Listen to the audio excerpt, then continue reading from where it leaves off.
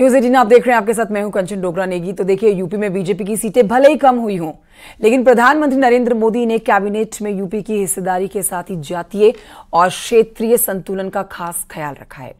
सीटें कम होने के बाद भी यूपी के कोटे से जहां 10 मंत्री बनाए गए हैं, तो वहीं हर वर्ग और समाज को प्रतिनिधित्व देने की कोशिश की गई है।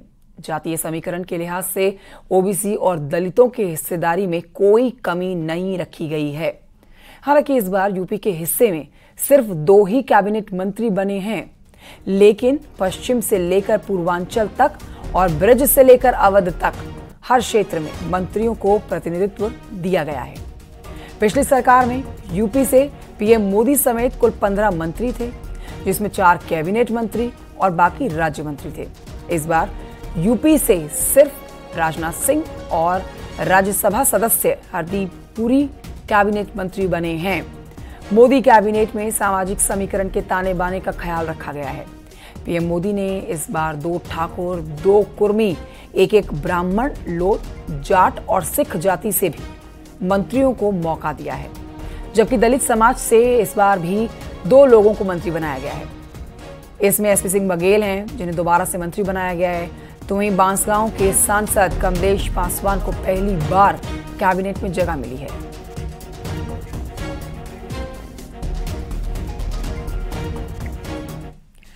तो लगातार तीसरी बार और देश के 21वें प्रधानमंत्री के तौर पर नरेंद्र मोदी अगले 5 साल तक देश में एनडीए की सरकार चलाएंगे, जिसमें हर राज्य, हर वर्ग के साथ सभी एनडीए साथियों का ख्याल रखा गया है।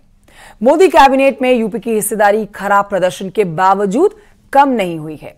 मोदी कैबिनेट में 10 मंत्रियों को जगह मिली है। जातीय और क्षेत्रीय समीकरण पर पूरा फोकस है। देखिए रिपोर्ट।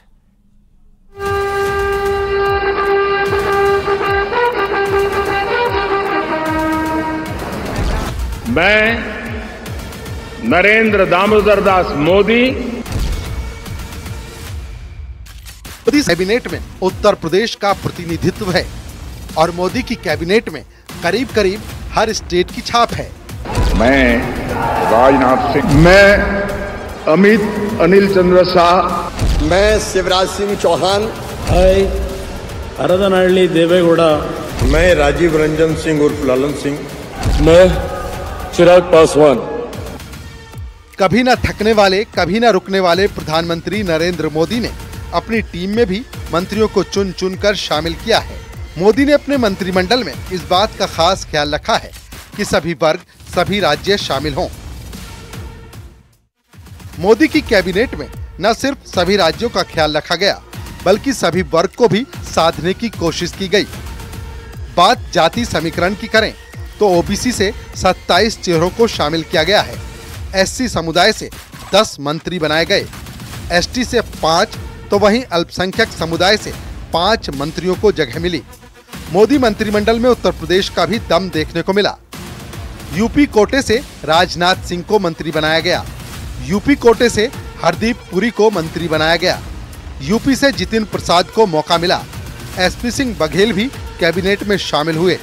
पंकज चौधरी को भी मंत्री बनाया गया है। वहीं अपना दल एस से अनुप्रिया पटेल, आरएलडी से जयंत चौधरी, तो वहीं बीएल वर्मा के साथ ही कमलेश पासवान को भी मंत्री बनाया गया है। भले ही पहले के मुकाबले मोदी कैबिनेट में यूपी की जगह कुछ कम हो, लेकिन संख्या जितनी भी है उसमें सभी जातिगत और इलाकाई समीकरण साधे गए हैं।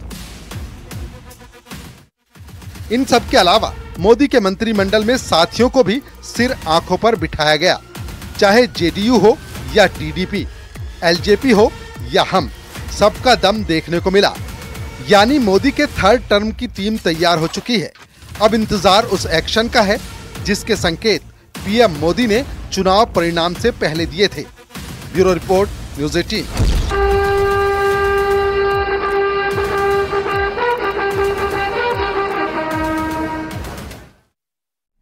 और इस समय हमारे साथ हमारे 2 सहयोगी जुड़ गए हैं। हमारे साथ दिल्ली से पवन गौड़ इस समय मौजूद है, हमारे साथ लखनऊ से संकेत मिश्रा इस समय मौजूद है। संकेत की तरफ रुख करेंगे, जल्दी से अपडेट ले लेंगे। देखिए संकेत, लगातार बैठकों का दौर चल रहा है।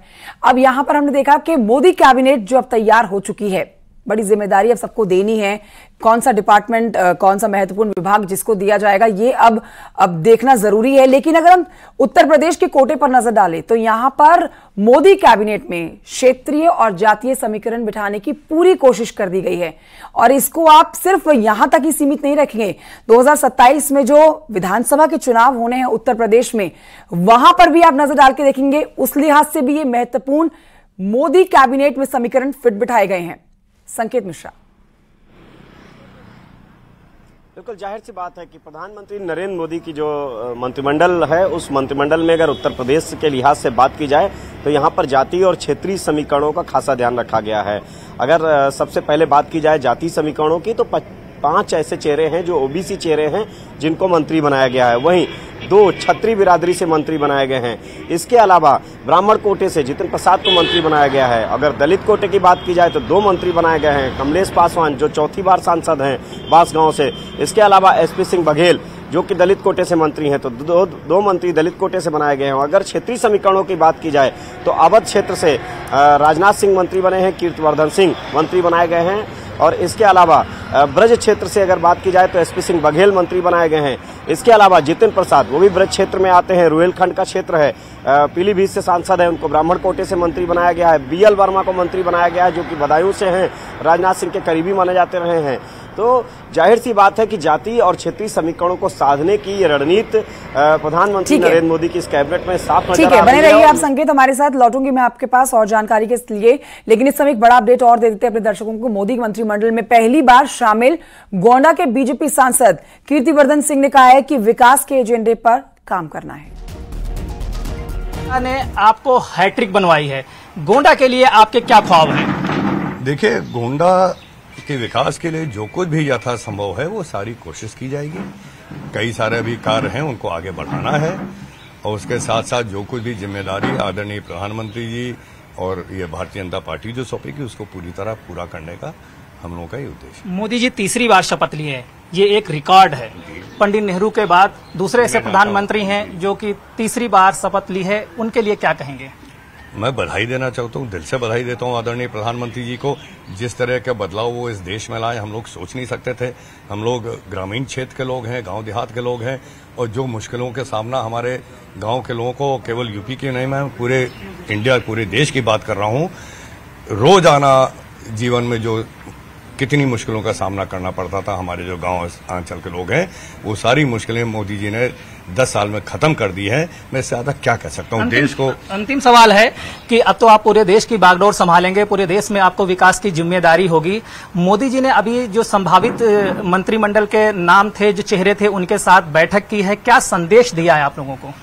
देखिए, हम लोगों को यही संदेश दिया गया है कि हम लोगों को बहुत लगन के साथ काम करना है, जो एजेंडा है उसको पूरा करना है और जो उद्देश्य पार्टी का जो लक्ष्य है उसके लिए हर तरह के मेहनत करना। तो 100 दिन का जो एजेंडा बना है उस पर आप लोग काम करना शुरू कर देंगे? हाँ, एकदम उसमें कोई दो राय नहीं है। और आइए आगे बढ़ते हैं, आपको बता देते हैं संसद का विशेष जो सत्र है वो 18 जून को शुरू हो सकता है। ये बड़ी जानकारी आपको दे रहे हैं। संसद के विशेष सत्र से जुड़ी हुई 18 जून को शुरू होने की जानकारी मिल रही है। सत्र शुरू होने पर पहले प्रोटेम स्पीकर चुने जाएंगे, इसके बाद नए सांसदों को शपथ दिलाई जाएगी। 20 या 21 जून को स्पीकर का चुनाव हो सकता है। 22 जून को राष्ट्रपति संसद के संयुक्त सत्र को संबोधित कर सकती हैं। पवन गौड़ इस पर और जानकारी के साथ जोड़ रखे हैं हमारे साथ, सीधे रुख करेंगे पवन गौड़ की तरफ। पवन गौड़, ये सोर्सेज के हवाले से हम जानकारी दे रहे हैं, लेकिन आप बताइए क्या वाकई में 18 जून को अब संसद का विशेष सत्र है, उसका आगाज हो जाएगा, जिसमें सबसे पहले तो प्रोटेम स्पीकर ही चुने जाएंगे और फिर आगे की कार्रवाई की जानी है?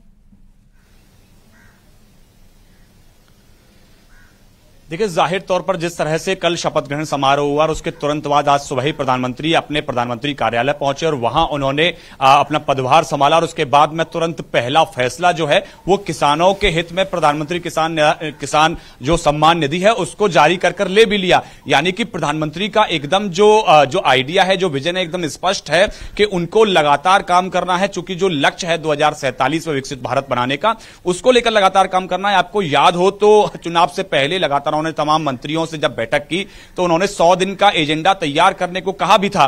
तो ऐसे में प्रधानमंत्री ने जल्दी से जल्दी, उनकी सरकार चाहती है कि जल्दी सरकार का कामकाज जो है सब शुरू हो जाए।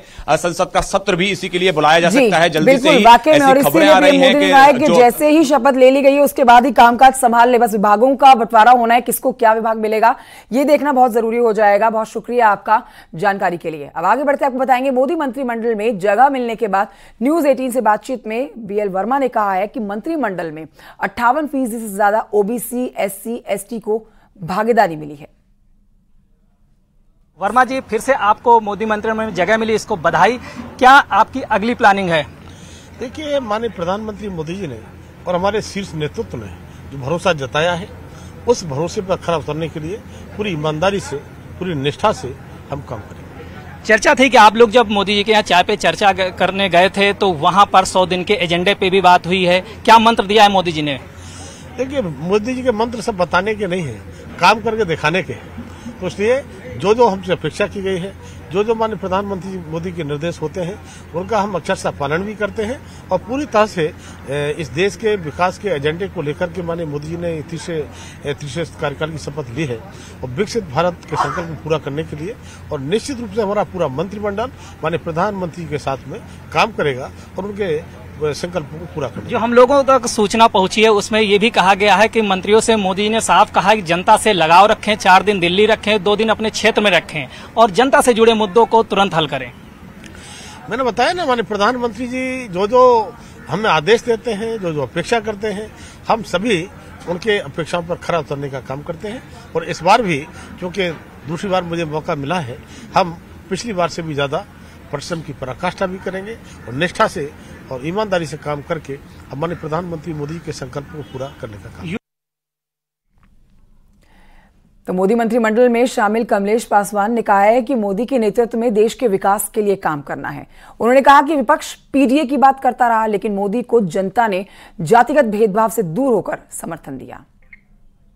जी, आपको पहली बार बधाई, आप मोदी मंत्रिमंडल में शामिल हुए हैं। आपकी क्या प्राथमिकताएं हैं खासकर क्षेत्र को लेकर? देखिए, मैं अभी एक तरह से लगातार 4 बार सांसद रहा हूं और पिछले 10 वर्षों से मोदी जी के नेतृत्व में हम अपने क्षेत्र के लिए काम कर रहे हैं। और ऐसे तमाम कार्य हैं जो चुनाव के दरमियान हम लोगों ने कोई शिलान्यास कर दिया, कोई काम चालू हो गया है, कोई बाकी है। जैसे सजनवा से धोरीघाट रेल लाइन है, अपने देवरिया और गोरखपुर से गोरखपुर एक्सप्रेसवे लखनऊ में जोड़ना है। ऐसे तमाम कार्य हैं, स्टेडियम बनाने हैं। तो अभी मैं अपने बांसगांव लोकसभा तक सीमित था। आदरणीय मोदी जी के प्रति मैं आभार प्रकट करता हूं, पार्टी के प्रति आभार प्रकट करता हूं। उन लोगों ने जो मुझे अवसर दिया है और मोदी जी का जो भी विजन होगा इस देश को विकसित भारत बनाने के लिए, उसमें पूर्ण रूप से मैं योगदान दूंगा। बिल्कुल, अभी तक आप बांसगांव लोकसभा क्षेत्र सीमित है, लेकिन अब आपको पूरे देश में विकास करना है। क्या प्राथमिकता रहेंगे खासकर अपने समाज को लेकर? तो देखिए, मैंने कहा कि आदरणीय मोदी जी का जो भी विजन होगा, जो भी दिशा निर्देश होगा, जिस मुद्दे पर गांव-गांव में जो आदरणीय मोदी जी ने हर व्यक्ति को स्वच्छ जल देने का काम हमारी सरकार कर रही है, हर गरीबों के लिए काम करने का प्रयास कर रही है, उस रोड मैप पर हम लोग काम करेंगे। पीडीए मुद्दा लेकर विपक्ष मैदान में उतरा था, लेकिन मोदी जी का जो मंत्रिमंडल सामने आया है उसमें 58% से ज्यादा ओबीसी, एससी और एसटी लोगों को भागीदारी दी गई है। इसको आप किस तरीके से देखते हैं? लेकिन सबसे पहले तो मैं ये कह सकता हूं कि आदरणीय मोदी जी के नेतृत्व में यह देश के आजादी के बाद पहला चुनाव है जो जाति के नाम पर वोट नहीं पड़ा है। आदरणीय मोदी जी के नेतृत्व में ये विकास के नाम पर वोट मिला है और किसी व्यक्ति के नाम पर पहली बार आजादी के बाद तीसरी बार लगातार सरकार बनी है। तो ये मैं कह सकता हूं कि मोदी जी ने 10 साल जो कार्य किया है गरीबों के लिए, आम जनमानस के लिए, उसी का नतीजा। तो देखिए, अब बड़ी जानकारी आपको दे रहे हैं। मोदी कैबिनेट पर एक बड़ी जानकारी ये आ रही है कि पोर्टफोलियो पर फैसला जल्द होगा। कैबिनेट बैठक में फैसला संभव है। तो आज कैबिनेट की पहली बैठक जो होने वाली है ठीक 5 बजे शाम को, ये बेहद महत्वपूर्ण बैठक है। एक तरफ यहां पर 100 दिन का एजेंडा तय किया जाना है कामकाज का, तो वहीं दूसरी तरफ पोर्टफोलियो पर फैसला जल्द लिया जा सकता है। सोर्सेज के हवाले से जानकारी आ रही है। तो विभाग जो बांटे जाने हैं, जिन विभागों का बंटवारा होना है, किसको क्या बड़ी जिम्मेदारी दी जानी है, उसी से जुड़ी हुई बेहद महत्वपूर्ण जानकारी आपको दे रहे हैं। और इस लिहाज से आज शाम 5 बजे की कैबिनेट बैठक बेहद महत्वपूर्ण।